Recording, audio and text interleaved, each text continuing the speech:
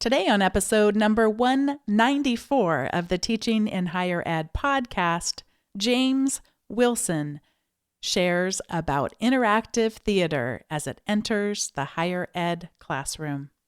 Produced by Innovate Learning, maximizing human potential. Welcome to this episode of Teaching in Higher Ed. I'm Bonnie Stahoviak. And this is the space where we explore the art and science of being more effective at facilitating learning. We also share ways to improve our personal productivity so we can have more peace in our lives and be even more present for our students.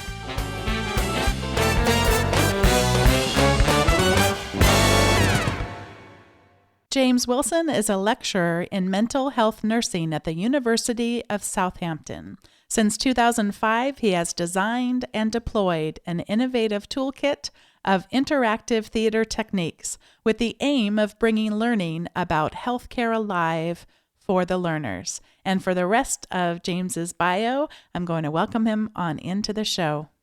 Welcome to Teaching in Higher Ed. It's a great pleasure to be with you, Bonnie. Hi. I told you in advance that since your bio is so much shorter than the ones we normally get, I thought, well, just tell us your story in 30 seconds or less. I kid, because I know you have a lot of experience. Why don't you walk us through a little bit of your experience in higher ed, but also what happened before, because that's really interesting to our stories as well. Yeah, I think definitely to know where you come from as a teacher, it's useful to know the background of someone. And before I joined the University of Southampton, where currently I'm a lecturer, I was a qualified mental health nurse for over 11 years. And prior to that, I also have experience working as in the police. So I was a police constable for quite some time. So it really was a sort of public sector background that I've had, very much engaging with sort of care in the community and looking after the people that work and live in and around communities. I joined the University of Southampton in 2004 within a sort of Faculty of Health Sciences. And I can take the story very much from there in relation to the influences that went from my teaching, and sort of what I'm going to talk about today as well in relation to interactive theatre. I am super excited to learn all about how these pieces came together. Can you start by telling me about your first experience being introduced to interactive theatre techniques in nursing education? When I arrived at university, one of the sort of challenges that I came across was trying to bring the complexities of clinical practice and somehow sort of bringing this complexity into the classroom. And it was, many other methods. I mean, it was like walking into a sweetie shop, as a sort of a kid as well. It's like, what sorts of methods can I actually sort of pick from, from creating a game to online methods but what struck me quite early on in joining the university was the sort of power of theatre. In relation to the history of humans, it was prior to the sort of, Greeks, humanity had no codified language to discuss theatre. And so therefore they would have these sort of like reenactments. And I just thought, well, humans were kind of hardwired for learning by doing.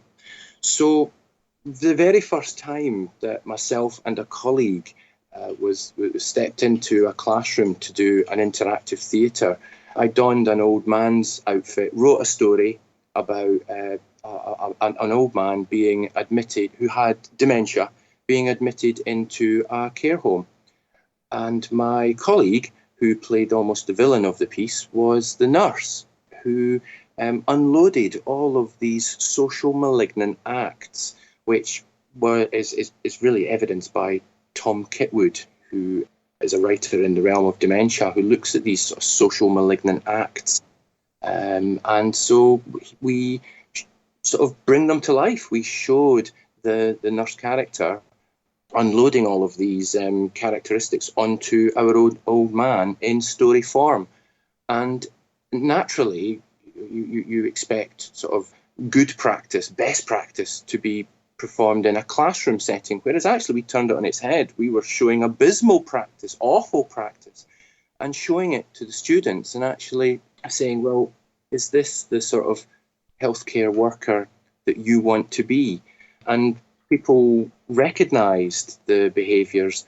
But what we then did was we then started on a technique called forum theatre, which is basically an opportunity for an audience member to shout stop at a certain part of a play that's being performed to them and take over one of the actors on the stage to enact their solution. And once their solution has come to a natural end, they can sit back down again. So it's ensuring that a person isn't actually on a stage, as it were, for a long period of time. Now, did you get inspiration from other colleagues who were doing similar things in their classrooms, or were you learning about what people were doing at other institutions, or just taking what came more intuitively to you? Actually, it was a conversation at a conference I had with a chap who was an actor. And I got chatting with him, and he literally turned around and just described this sort of forum theatre technique to me.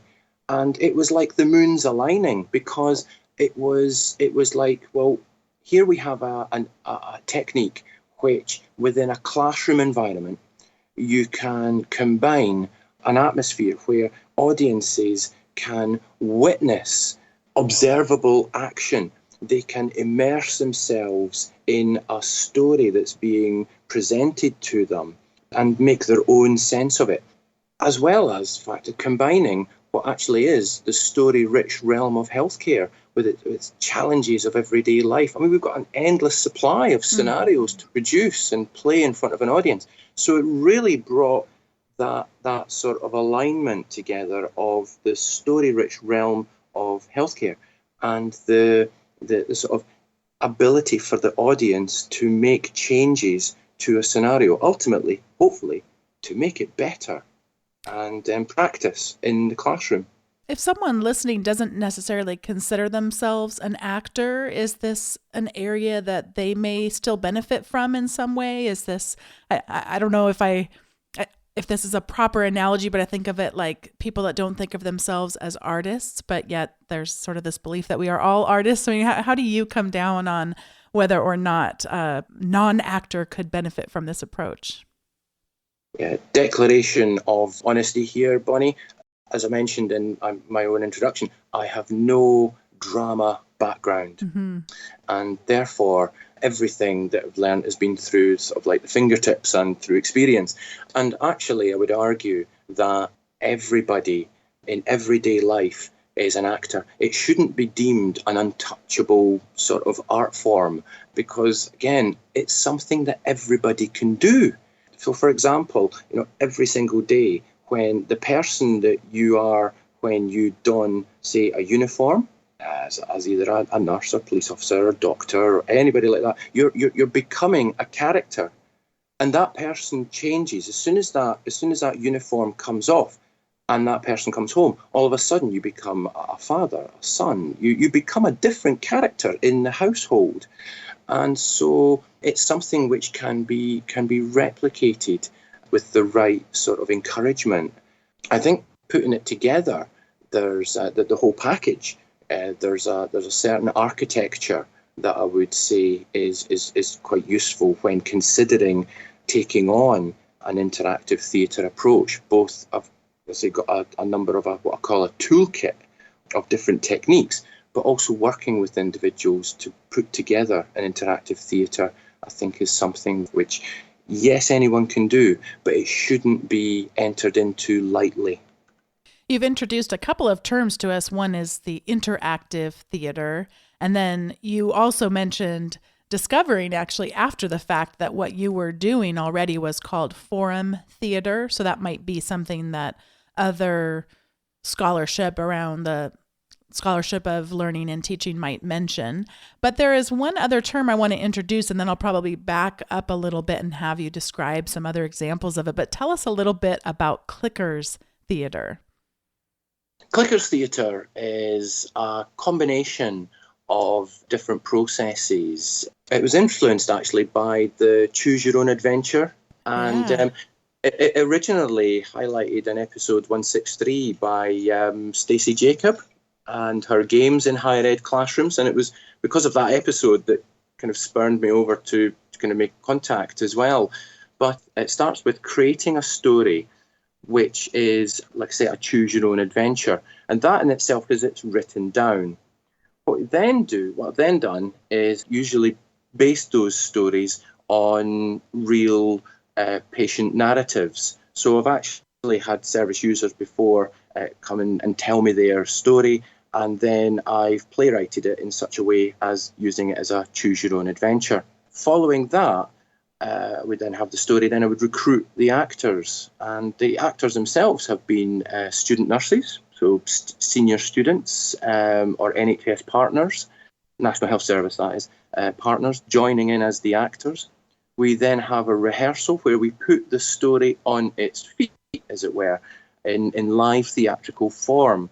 So that will mean rehearsing for probably 2 days, and that is to actually have the actors understand the component parts that they'll be playing and also the different directions that the audience will be choosing, because the audience role in amongst this is to take on an electronic audience response system, such as either Turning Technologies, the Zappers, or Me Too, which I could explain more about as well. But the idea is the audience watch the play, and at different points, one of the actors will turn round to the audience because they're faced with a dilemma and turn to the audience and say, "Hey, what do you think I should do?" Options will then appear for the audience to vote on. And depending on, in this case, the will of the majority, and it will be a democratic vote, everybody in the audience will get a chance to vote on one of a number of different outcomes, and they will determine what happens next. Whichever decision gets the most votes, the actors immediately then show the audience the cause and effect of their decision. And we do that again until we get to the next choice point in the play. Now, I've played nasty tricks on audiences before where I've sent them round in circles. So if they potentially choose the wrong decision, then they'll go round in circles and they'll see the same scene again and again and again. But also we'll be able to play very emotive pieces to an audience where in healthcare, it's very much about sort of clinical decision making. And even sometimes small decisions can make big impacts in patient and carers' lives, and it allows us the opportunity for audiences to see the impact that their decisions can actually make and show the consequences of them in a safe environment of the classroom. About how many actors are involved in most of your productions, and then how many people should we envision sitting there watching the scene and making the choices on their clickers? Well, actors, we've had anything from 6 to about 10. What I've actually done in the past is put out almost like a casting call to the senior students to say, well, if you want to be involved, then come on in and get involved. And that in itself has proven really beneficial as well, because what that has allowed is the whole students teaching students scenario to occur, where the students themselves are the actors and they're performing to their own peers. And there's a lovely element there as well, where the student audience can watch their colleagues on stage, and it's almost like a people like us. Hey, those are people like us. They're acting, but I recognise the characters they're playing. And that's again got a certain gravity to the plays themselves. But the audiences, we've played to audiences of around 350 before and captivated them without any problem. One of the things I would imagine you're doing is creating such a memory for the people that participated that if given the opportunity to make this same kind of memory for other students that aren't quite as far along, I would imagine that's very motivating for people to want to engage as an actor or some other way to just be involved for future students.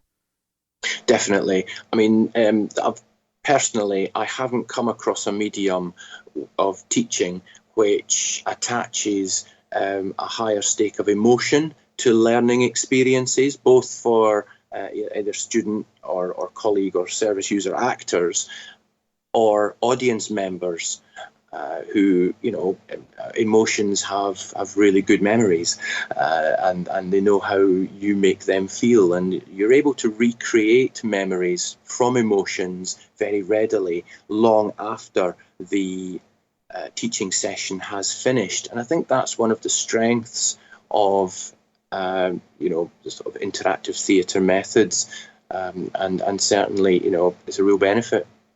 I haven't done anything even remotely close to what you're doing, but I have done role playing in my classes. And one of the things I have found helpful, just actually like in any class, is to set up some ground rules for people. And I wonder if you have ground rules for either the actors or the people that are students who step into the scenes when they shout out to stop the scene and they take over their role. Do you have any ground rules that you establish around when we are in the scene, if you will? Very much, very much. If I could just take a little sideline just there for a second. Those are always so much fun. Well, it's this term role play. Yeah.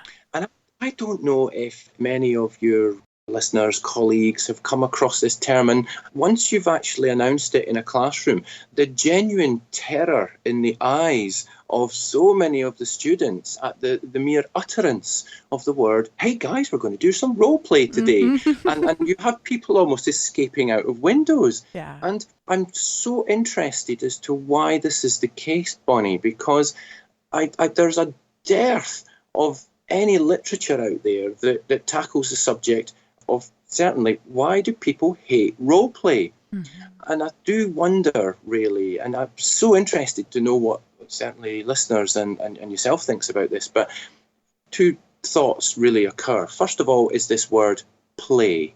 It's become a bad word in some quarters, I feel, because it's something that young children do, and therefore it has no place in higher education, because that's where real serious stuff happens.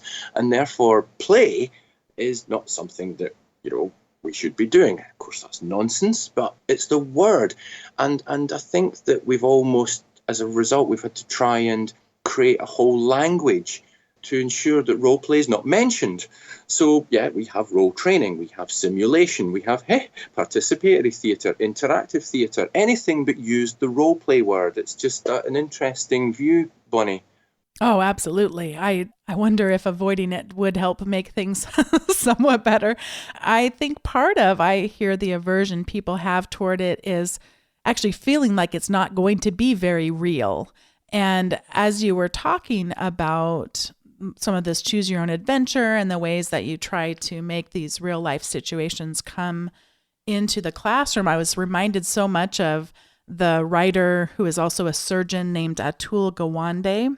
He has, he's written in all sorts of publications, but the book that I read I'm most thinking of right now is his book called Being Mortal, Medicine and What Matters in the End. And for anyone who's not read it, it is really about his father's end of life. And as a physician, what that was like for him to experience it, and thinking about what do the last final chapters of our life look like, and then what could they look like? How could we make that better for our societies? And at any rate, he speaks so eloquently just about how most of our medical education just don't prepare people for the raw, gut-wrenching decisions and hard questions that have to be asked. So I'm so inspired and so full of hope as I hear you describing this, because I really could see this preparing people to be more effective at just such hard conversations I could only imagine. Absolutely, Bonnie. And I think it goes slightly further as well, because we mentioned emotion earlier. And one of the things I feel quite strongly about as well is that these sort of theatre pieces can actually provide a kind of a low dose exposure to some of the more unpleasant emotions Yeah. that we'll face in the kind of, maelstrom of clinical practice.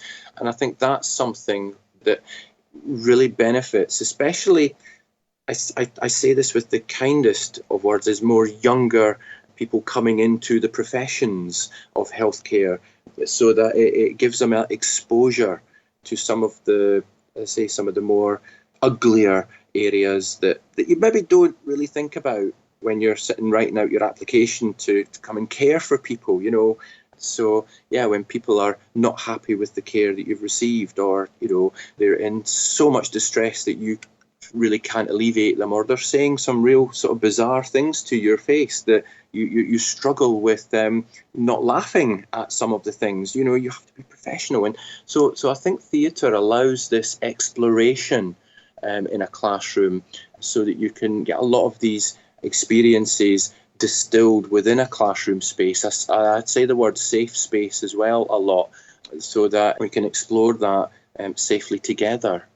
And I say together because it's a two-way process. It's not, theatre is lovely in a sense that we're never didactic in the way. The theatre never tells you how to think. That's up to the learner. It's very constructivist that way.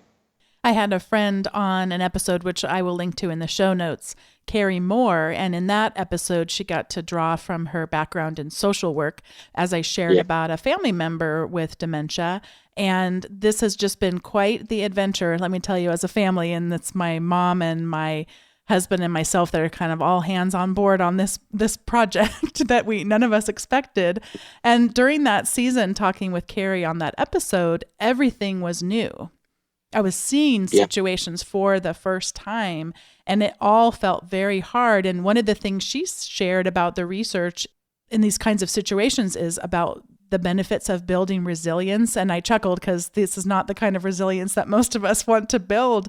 But as we've gone through multiple iterations and different care scenarios, it has really built up my resilience. And the most recent tough decision that we needed to make, I felt like we were all really able to come together better because we had seen some of these patterns before. And I think what you're describing seems so helpful if I were a nursing student to be able to see it in advance. And if I felt like laughing, far better to laugh in a class, because that's often our reaction to just something so foreign to us. And I mean, and quite frankly, I imagine sometimes it really is silly, but you wouldn't want to laugh in front of the person. But like, just to have it, like you did describe it as a safe space, that there would be a place where I could be confronted with this for the first time and build up that resilience in a better way before I was actually doing it completely on my own without coaching and the benefits of being able to choose a different adventure, a different clicker. Well, we've certainly tackled a number of what I would class as very difficult to teach subjects. Our very first sort of clickers theatre experience was a service user came forward with their experience of being sectioned under the Mental Health Act. In the UK, that's one of the most powerful pieces of legislation that we have to take people's liberty away and put them in a hospital, a safe space from themselves or others. And that in itself is it was a hugely emotive experience for both the service user to explain, and also when we staged it, it showed actually how the healthcare professionals involved at different stages of this person's journey impacted hugely on the inevitability of that person ending up in hospital. And it was because of the healthcare workers' actions that actually triggered the person's level of distress, which then unfortunately led to them being sectioned. And yet the lesson that the lovely service user who provided the story was trying to say is that, being sectioned under the Mental Health Act shouldn't be seen as failure. It was the best thing. I needed that. That's what she was saying.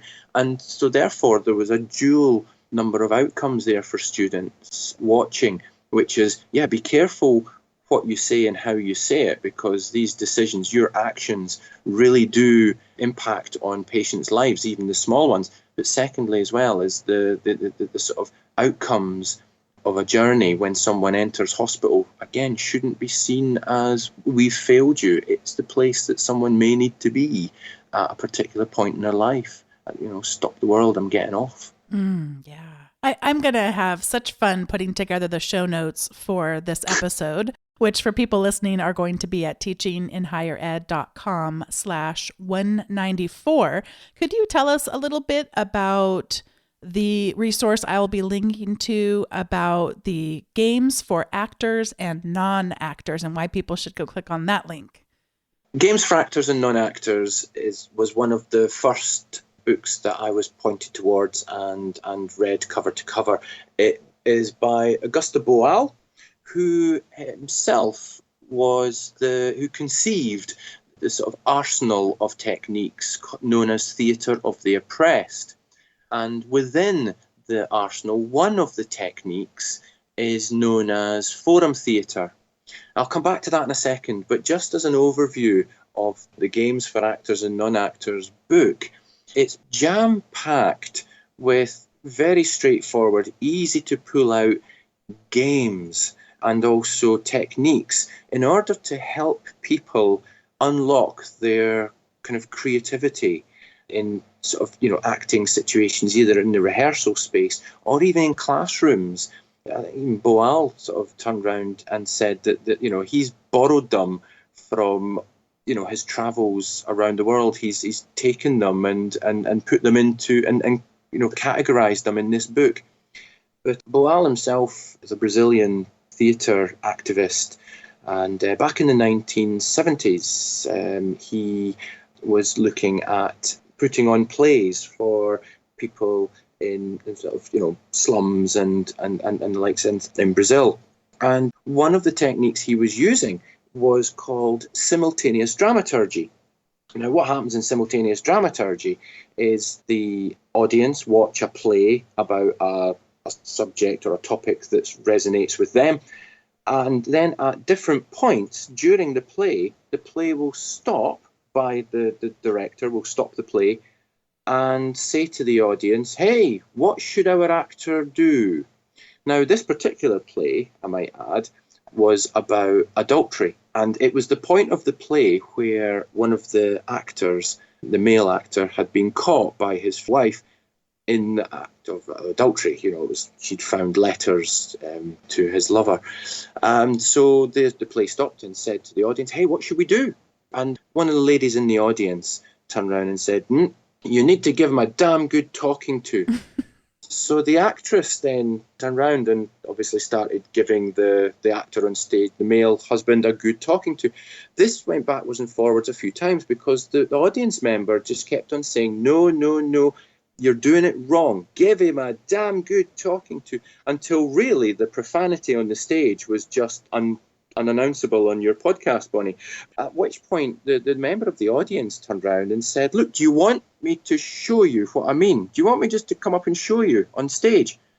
And of course, in traditional theatre pieces, where we go to watch the theatre, the unwritten rule is that the stage is the domain of the actors and the audience don't get up onto the stage. Well, the 500 strong crowd were now, clapping and hollering, and actually Boal had no choice because this woman was actually making her way up to the stage. And it became a bit of a fishing story because every time Boal told the story, this woman got larger and larger. And so eventually she got up onto the stage. And somehow, on the way up to the stage, she managed to pick up a broom handle.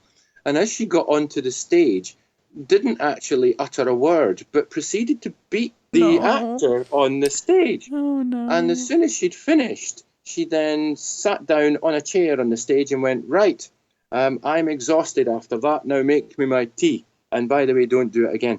And the whole audience went insane with this. They thought it was brilliant. But one of the things that was really interesting to Boal here is that the woman in the stage, who eventually got up, was saying, give him a good talking to. And yet, the action that she then demonstrated was actually not about giving him a good talking to, but a broom handle and a sound beating. And therefore, what goes on in someone's head and what they sort of verbally state is then translated very differently to how they then action, what they then show and demonstrate as action. So Boal then took that, and that very scene was the birth of forum theatre. And if I can just explain that technique just for a second. Oh, please, yeah. So forum theatre is a deceptively simple technique where a story is presented by actors to an audience. And again, it's of something of resonance. And the play goes through where there is a protagonist, a main character, who tries really hard during the play to overcome either certain barriers, but ultimately, by the end of the play, they will fail. The play never ends well, usually in a forum theatre. It leaves the sort of sense of conflict and unresolved problems to an audience. Then, up will pop a facilitator, or, in Boal's language, a joker. And the joker is the person who will explain the rules of the game. They will be attempting, where possible, to lower the stakes for the audience involvement. They're the glue of the session, as it were, because the joker is the person who will then, talk to the audience, gather all of the issues that they think is really important about this play. They will then explain the rules of the game, which is thus that in a second they're going to replay the play once again. And then if there is a point where the audience member feels that if the main character had done something slightly differently, the outcome of the play would be different, then at that point shout stop.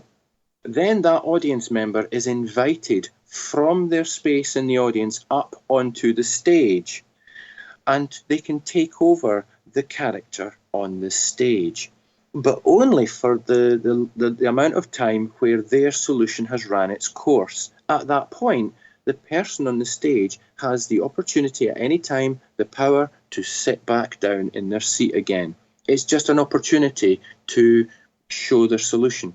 At that point, we'll then move the story on and have an interplay where lots of members of the audience will get up and get up onto the stage, do their piece, sit back down again. Boal refers to this method of the audience, instead of becoming a spectator, a passive observer, then he becomes a spect-actor, which is a lovely neologism, where again it's about the audience getting involved in some way on the stage. And that's, again, for me, where the basis of everything about interactive theatre comes from. Well, you have been so generous, not just with the conversation, but also have sent along the other items I'll be linking to in the show notes, including 3 filmed projects, which people will just get such a kick out of being able to see this happening on their own computer screen, so they might envision how they could use it in their own teaching. Also an article about Clickers Theater, with your experience turning a crisis into an interactive drama. And there's one more. I mean, I've got a bunch of them listed here. Oh, an article about your experience using forum theater as well. So you've just woven some experts in with lots of examples from what you are doing at your institution. So thank you so much for that.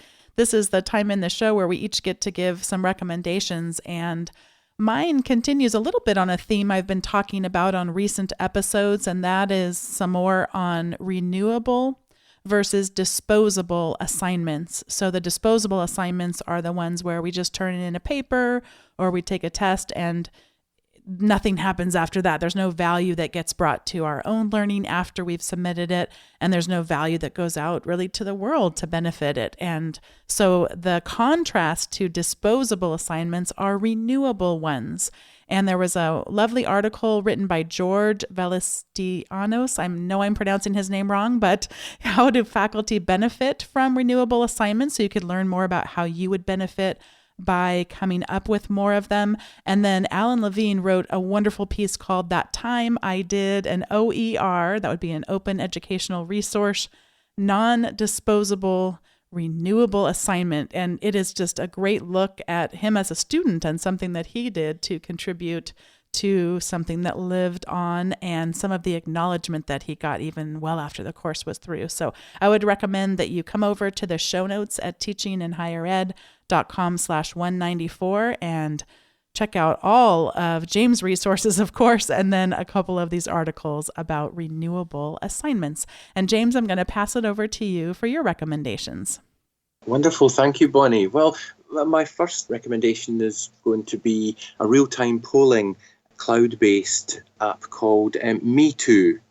It's something that we've used a number of times within our classroom for the Clickers Theatre, and it has both the ability to use real-time polling, but also it has a discussion board facility as well, and it's all cloud-based. Audience members can either download an app or use it on a web browser.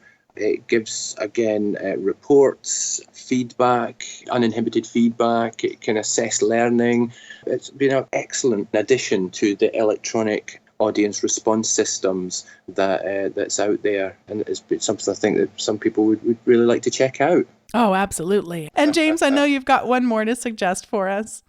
Yes, my other one is back to the good old book. It's a book that I've never seen anything like this before, and it's by an author called Kim Newman, and it's called Life's Lottery. And I was given it by a friend, and it's described as an adult role-playing novel where small decisions have monumental consequences.